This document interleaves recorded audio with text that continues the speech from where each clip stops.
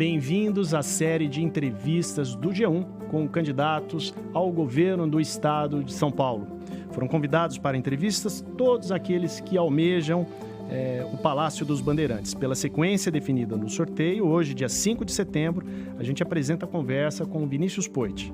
Essa entrevista é transmitida pelo G1, onde ficará disponível na íntegra, tanto em vídeo como em áudio. Muito obrigado pela presença, candidato. Eu que agradeço o Wallace, o G1, todos que estão nos assistindo. É a possibilidade de mostrar para as pessoas que existe opção diferente que representa a mudança para o governo do estado de São Paulo. Muito bem. Vinícius Poit nasceu em São Bernardo do Campo, no ABC Paulista, e está no primeiro mandato como deputado federal. Foi eleito em 2018 com 207.118 votos. É empreendedor, formado em administração de empresas, tem 36 anos e foi escolhido candidato depois de passar por um processo seletivo do partido. Muito bem, candidato, a partir de agora, a nossa entrevista vai começar, o senhor vai ter 20 minutos para suas respostas. Eu vou começar com a pergunta que eu estou fazendo para todos os candidatos que eu estou entrevistando. Por que o senhor quer ser governador de São Paulo? Wallace, São Paulo sempre foi o estado da prosperidade, da esperança, que abraçou brasileiros de todos os cantos, gente até de outros países, né? Eu sou filho, descendente de imigrantes que vieram de algum lugar, com uma mão na frente e outra atrás, tentar prosperar aqui. Só que hoje esse cenário mudou. Hoje é o cenário do desemprego, da inflação, da insegurança. E para retomar essa prosperidade, a gente precisa fazer diferente. Como dizia o Einstein, não adianta esperar resultado diferente fazendo sempre da mesma forma. E essa da mesma forma não dá para continuar com o mesmo governo que está aí, 28 anos o mesmo partido. Ou quem vem com uma outra situação, um ministro, mas se alia aos mesmos políticos de sempre, ou o PT que já teve sua chance na cidade e não fez direito. Eu acho que precisa do empreendedor. Me espelho no modelo do Zema, de Minas Gerais, que é o que a gente quer trazer para São Paulo como único candidato empreendedor, administrador, que já abriu porta de loja, enfrentou a dificuldade na ponta. E a gente sabe que no final do dia o que faz diferença é o emprego, é a renda no bolso. Enquanto a gente tiver políticos que só olham para engordar a máquina, para criar cargos comissionados, se preocupam com os prefeitos e os deputados, mas não se preocupam com as pessoas, com o emprego, que independente de direita e esquerda, a pessoa precisa de comida na mesa, nós não vamos resolver. Então, me disponho a ser este candidato a governador empreendedor, o mesmo jeitão do Zema, trazer para São Paulo, trazer a nossa experiência de parlamento, do deputado mais transparente da história, dos deputados mais econômicos, com um monte de projeto aprovado, para ter, com mais diálogo, alguém que defende São Paulo verdadeiramente, que não faz de São Paulo um palanque eleitoral para nenhuma outra eleição. Quando o senhor diz empreendedor, na minha cabeça vem logo a palavra gestor. Diferente. Qual a diferença desse perfil que o senhor está traçando para o perfil, por exemplo, do ex-governador João Dória, Perfeito. que também tinha esse perfil, tinha esse discurso? Qual que é a diferença? Duas diferenças principais. Empreendedor, eu estou falando do MEI, né, do microempreendedor, daquele comerciante, seja da Zona Sul de São Paulo, seja lá de Franca, de Prudente, do Litoral Norte, Litoral Sul, que abre a loja todo dia, enfrenta a dificuldade do fiscal na porta, desconta duplicata no banco, né? O micro e o pequeno empreendedor, pequeno empresário. Diferente de um gestor de grandes negócios e tal, aqui a gente está falando de ajudar o pequeno, que aliás 70% da população mais vulnerável de todas as favelas do Brasil, dados do Data Favela, quer empreender, já empreendeu ou tem um negócio próprio. É para ele que a gente está falando, é esse o empreendedor que eu me identifico. E a segunda diferença para o ex-governador é que eu já passei pelo parlamento, sabe? É um empreendedor do diálogo, do comerciante, que não fica brigando por tweet com o presidente da República. Foca na solução. São Paulo não precisa de alguém que briga com os outros políticos. São Paulo precisa de alguém que conduz o Estado, sabe? E que luta pelo Estado. Exemplo do governador Zema, que era perguntado na pandemia. Governador, o que você acha do Bolsonaro, do Dória, do STF? Fui eleito para governar Minas Gerais. E eu quero ser eleito para governar São Paulo, independente de quem estiver no STF ou na presidência da República. Então são duas diferenças bem grandes para o ex-governador. Muito bem. Candidato, um dos assuntos comentados quase que diariamente na Grande São Paulo são as falhas nas linhas de trem que passaram a ser administradas e operadas pelo setor privado no início deste ano. Os problemas aumentaram na comparação com o período em que as linhas eram operadas pela CPTM. Qual a visão que o senhor tem sobre a privatização dos transportes sobre trilhos? Olha, Wallace, vamos pegar um exemplo real nessas falhas, né, que é a Via Mobilidade, que é a concessionária que transporta as pessoas até Osasco, né? Osasco está se desenvolvendo muito com a ida do Mercado Livre, polos de tecnologia. Essa é a prova da ineficiência do PSDB. Concessão, privatização, PPP por si só não vai funcionar se a gente não fizer um modelo direito, se não fizer as contas. E olha o que o PSDB fez. A Via Mobilidade não funciona.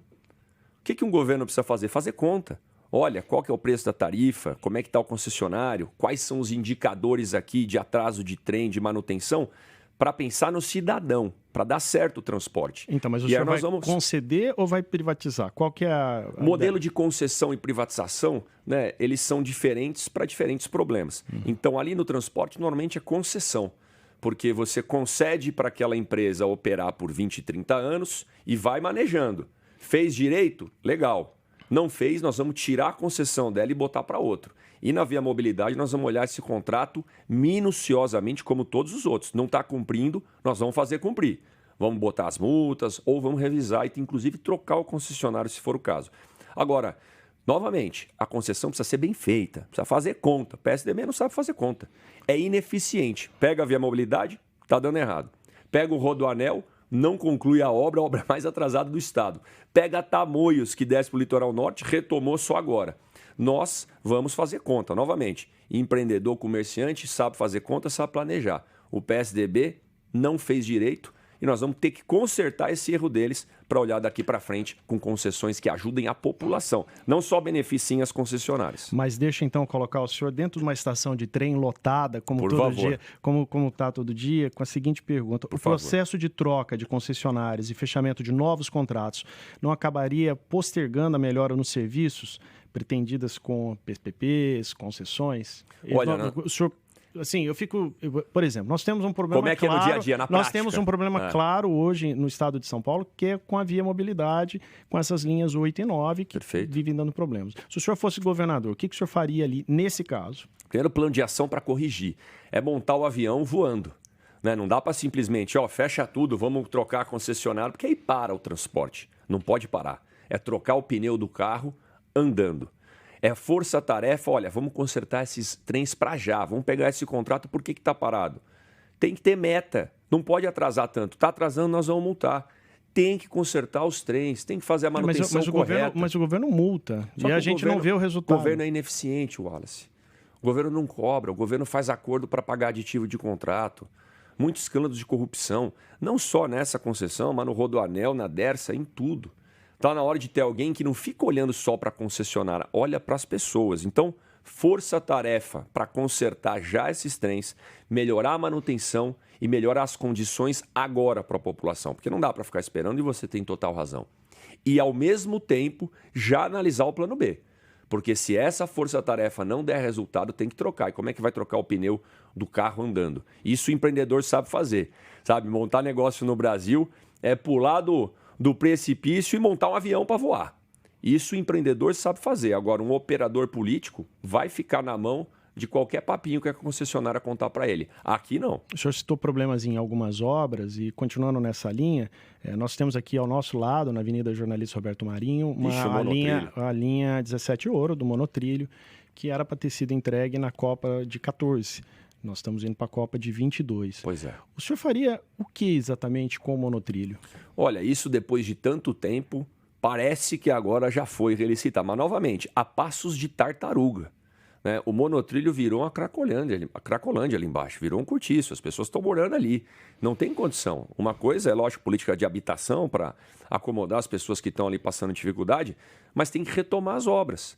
Aí o governo usa sempre a desculpa, não, mas a promotoria, o Ministério Público, a licitação, não deu certo nessa audiência, vamos fazer uma outra audiência. Mas o senso de urgência deles não é vamos fazer amanhã, vamos madrugar para entregar resultado. Mês que vem a gente faz outra audiência. Passos de tartaruga. Este é o PSDB. São Paulo precisa de um novo gás, Wallace. É retomar a obra urgente, é relicitar, é pedir para a Procuradoria-Geral do Estado, do Ministério Público, olha, pessoal, vamos fazer uma força-tarefa. Chega. Então, uma das premissas da nossa Secretaria de Transporte, caso eleito, cadê as obras mais atrasadas, seja Tamoios, Rodoanel, problemas em concessões de transporte, força-tarefa e cronograma para retomar essas obras e para regularizar. Prioridade no nosso governo.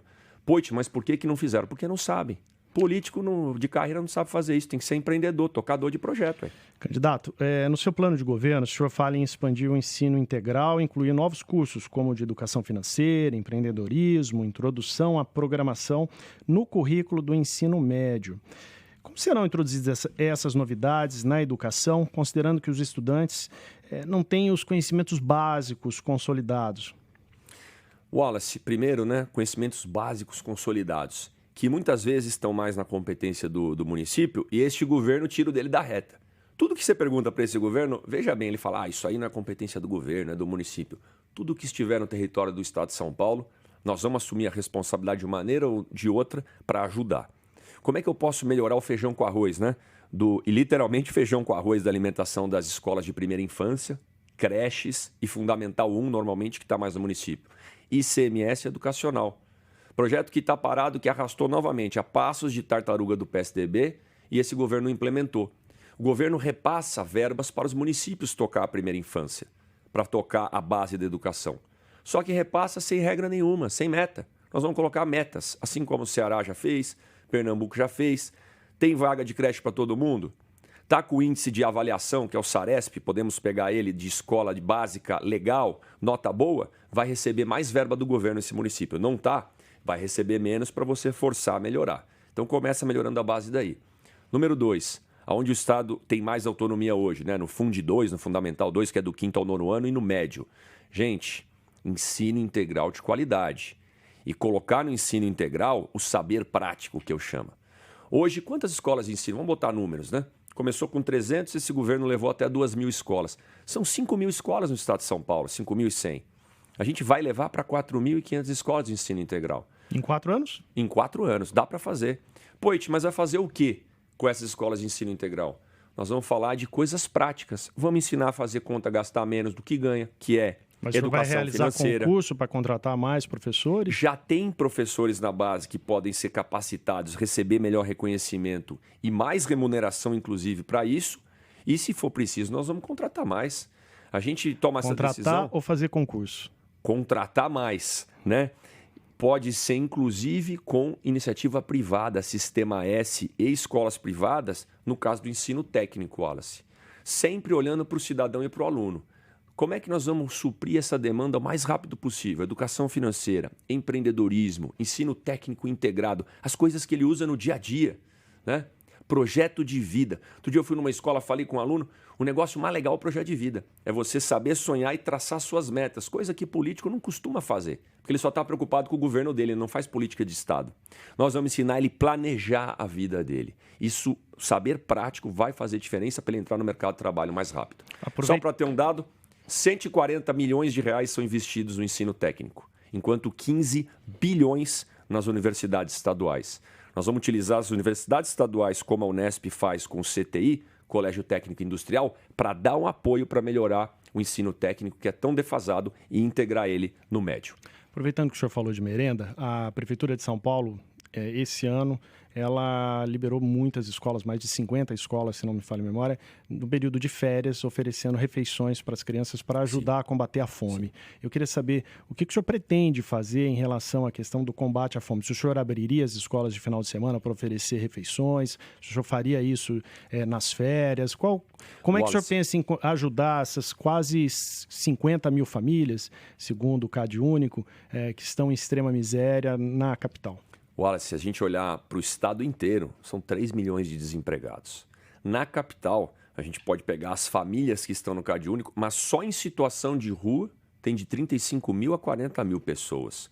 A nossa política social vai ser contínua e vai ajudar essas pessoas a ter o mínimo de dignidade, que é um prato de comida, que é um acolhimento e uma possível capacitação profissional para ter um emprego na ponta da linha, que é o melhor programa social para ela caminhar com as suas próprias pernas. Mas o senhor vai usar escolas, vai ampliar a Rede Bom Prato? Rede Bom Prato sendo ampliada. Para quanto? A gente pode ampliar ela para todos os grandes centros urbanos, para muito mais dos 170 praticamente que tem hoje. E aí o governo fala de dar o cartão de R$300, que é R$1 por dia para comer uma vez no Bom Prato, mas não abre mão do fundo partidário, que é um dissenso. Mas já que o senhor gosta de números, qual o tamanho da cidade que vai receber um Bom Prato? O senhor tem uma noção, assim, o senhor já chegou a fazer essa conta, por exemplo, se é uma cidade de 100 mil habitantes, 200 mil habitantes, 300 mil habitantes, qual na sua ideia? Hoje eu estava até conversando com um amigo. Poit, qual tipo de cidade que uma pessoa pode passar fome ou não? A gente não pode escolher. Então, a cidade que pudesse ser abastecida com as escolas, alimentando ali as crianças e de final de semana ajudando até as famílias, ótimo. Cidades que não, vai ter um bom prato. Se hoje a gente tem 170, se a gente pegar acima de 100 mil habitantes, eu estava até estudando qual cidade que vai ter guarda municipal ou não, delegacia aberta 24 horas, não. Tem coisa que não dá para escolher. Ninguém pode passar fome independente do tamanho da cidade. Então, acima de 50, 100 mil habitantes, o ideal é que tenha o bom prato. Obviamente, é que um centro metropolitano como Campinas, como Ribeirão Preto, que Cravinhos está colado, justifica ter outro bom prato em Cravinhos ou dá para utilizar o de Ribeirão? Nós vamos estudar isso logisticamente para ter um melhor aproveitamento. Agora, política de alimentação, ninguém vai passar fome no estado de São Paulo. A gente não pode admitir isso. As escolas vão alimentar não só as crianças, como de final de semana, abrir para uma alimentação, se possível, só que também esporte, lazer, economia criativa, que é o que a gente quer que seja a referência, não o crime organizado ou ficar na rua. Candidato, lendo o seu plano de governo, uma das propostas que me chamaram a atenção é a transferência da sede do governo para o centro da cidade de São Paulo. Por que o senhor quer transferir, tirar do Palácio dos Bandeirantes e levar para o centro de São Paulo? Primeiro, para dar o exemplo, não adianta o governador ficar no Palácio dos Bandeirantes, longe do problema, e quando tem reunião com o prefeito só anda de helicóptero, enquanto a população fica na via mobilidade, a população fica no transporte ruim, no trânsito. O governador tem que dar o exemplo. A gente tirando o palácio de lá, levando para o centro, e ali tem tanto a educação que está no Caetano de Campos, quanto a segurança pública e os outros, a gente ganha a eficiência logística, todo mundo trabalhando junto. Tirando a ala residencial de lá, porque tem mordomia, tem camareira, mordomo, garçom, quarto luxuoso, a gente dá o exemplo que, o governador não pode ter ala residencial no palácio. Mas o senhor vai de metrô? E o Palácio do Trabalho, se for governador? Hoje eu já uso o metrô aqui, tem um escritório na Praça de República. Espero poder ir de metrô e dar o exemplo. Outro dia eu estava até falando com o meu time, não, Poit, mas o governador precisa dar segurança, o quê? Precisa dar segurança se não souber conversar com a população. Eu quero dar o exemplo. Já dou como deputado federal, não ter o motorista, não ter o carro oficial. Então espero não só andar de metrô, mas comendo bom prato e esperar tudo que eu já faço hoje, Wallace. Quando eu era moleque lá de São Bernardo, eu pegava o trólebus, porque esse governo nunca ligou o ABC com o metrô, e a gente precisa ligar, ia até o Jabaquara, pegava o metrô para ir até a Consolação, estudar no cursinho. O Palácio vai virar um museu, vai contar as histórias de São Paulo, contar a tradição de São Paulo. O governador vai trabalhar no centro, vai ajudar a recuperar o centro, vai ganhar logística e vai vivenciar os problemas, porque quem não vivencia não vai resolver nada. Candidato, vamos falar de saúde, que o tempo está correndo. Qual a proposta que o senhor tem para acelerar a realização de exames e cirurgias no sistema público de saúde no estado de São Paulo? E eu vou aproveitar e emendar uma outra questão nessa pergunta. O sistema CROSS, o que o senhor pretende fazer? O sistema CROSS é aquele que regula... Sim, é o regulador do Estado. Exatamente, que determina onde tem atendimento para o cidadão. Wallace, primeiro, zerar a fila é zerar, não é prometer multirão para zerar os 500 mil pessoas que estão esperando cirurgia igual esse governo faz e não fala. Ele usa dinheiro para fundão, mas não pega 350 milhões do fundão para zerar a fila. Nós vamos zerar. Zerou a fila como? Abrindo AME, estrutura estadual de saúde, durante o final de semana também, e contratando hospitais privados que têm espaço ocioso para fazer isso. Organizar a fila também ao mesmo tempo que não adianta ter o CROSS, que é a unidade básica, a unidade de família, manda para fazer o exame ou a cirurgia, mas tem o sistema do ambulatório municipal que não está integrado e o sistema do político corrupto que manda emenda e pede para furar fila. Político corrupto, cadeia. Os sistemas a gente vai integrar com o apoio da Prodesp, tem tecnologia para isso. É uma fila só no estado de São Paulo. Depois de zerar e organizar a fila, é uma coisa que ninguém fala. É o coletinho azul que está em todas as comunidades, que é o agente comunitário da saúde. Esse é o herói. Ontem eu tive Carrose, está até no meu celular ali em Americanópolis, entendendo a situação dela com a pranchetinha. Não tem conectividade, não tem tablet e bate na porta para ver se a pessoa está comendo direito, se vacinou, se já foi numa consulta. Mas o senhor vai gastar mais com o sistema de saúde? Por exemplo, hoje o Estado de São Paulo coloca cerca de R$1 bilhão para complementar a tabela SUS, que está defasada, que não é reajustada desde 2007. Quanto que o senhor pretende colocar? Nós vamos mandar mais dinheiro para os municípios, Wallace, para fortalecer a atenção primária. porque isso é competência do município, para ter conectividade, para ter tecnologia, para o agente comunitário da saúde que ganha hoje 2 pau, ganhar mais se possível e contratar em maior número para bater na porta das casas. Mas isso em número dá quanto? O que o senhor está imaginando gastar com o sistema de saúde? Hoje a gente gasta, né, com o sistema de saúde um pouco mais de 20 bilhões de reais no estado. A gente precisa tirar de outras pastas e ampliar esse gasto. Se o repasse ou se dos municípios está pouco para pagar o salário dos agentes comunitários, Wallace, a gente tem que tirar, diminuir secretarias, diminuir privilégios para investir mais neles. Obviamente, nós vamos decidir isso junto com a secretaria, além do médico de família. Prevenir, para alguns políticos, não dá voto, mas salva vidas. E prevenir é melhor que remediar na saúde. Agora, o senhor defende a redução da carga tributária. Eu vou terminar, falta pouco para terminar nossa entrevista, mas eu queria saber como é que o senhor vai fazer tudo isso reduzindo a arrecadação? Ou reduzindo a carga tributária? Diminuindo o gasto do governo. Diminuindo o número de secretarias de 26 para 16, por exemplo, sabe? Pegando gastos com comissionados de indicação política e cortando. O Zema cortou só 50 mil lá em Minas Gerais, né? Imagina o que dá para a gente fazer em São Paulo. Dando o exemplo do governador sem privilégio, sem penduricalho e investindo na saúde, na segurança e na educação. É ali que precisa, na alimentação do povo. Não em privilégio de político. Candidato, 20 minutos, terminou a nossa entrevista. Ótimo, obrigado. Muito obrigado pela conversa. Foi ótimo.